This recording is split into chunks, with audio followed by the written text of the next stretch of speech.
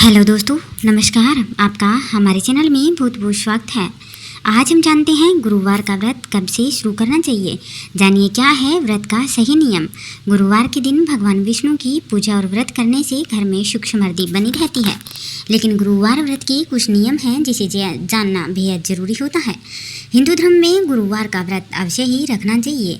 भगवान विष्णु की उपासना करने और व्रत रखने से मनोकामनाओं की पूर्ति होती है। दरअसल सप्ताह का गुरुवार का दिन प्रभु विष्णु नारायण और बृहस्पति देव को समर्पित है। ऐसे में इस दिन उपवास और पूजा का महत्व कई गुना बढ़ जाता है। मान्यताओं के मुताबिक गुरुवार का व्रत रखने से विष्णु जी के साथ साथ माता लक्ष्मी जी की भी कृपा प्राप्त होती है।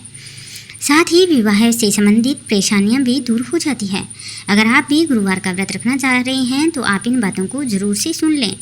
पौष महीने में गुरुवार का व्रत शुरू नहीं करना चाहिए। गुरुवार का व्रत शुरू करने के लिए अनुराधा नक्षत्र और महीने के शुक्ल पक्ष की तिथि शुभ मानी जाती है। आप महीने के शुक्ल पक्ष की तिथि से व्रत को शुरू कर सकते हैं। कहा जाता है इस तिथि में गुरुवार का व्रत शुरू करने से विष्णु जी और बृहस्पति देव की अपार कृपा मिलती है। वहीं जो जातक पहले से गुरुवार का व्रत करते आए हैं तो पौष मास में पूजा और व्रत कर सकते हैं। गुरुवार का व्रत महिला और पुरुष दोनों ही रख सकते हैं।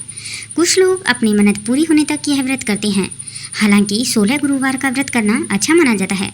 इसके अलावा आप अपनी इच्छा अनुसार 1, 5, 7, 9 भी कर सकती हैं। इस व्रत को लगातार लंबे समय तक करने के लिए 1 साल का समय उपयुक्त रहता है।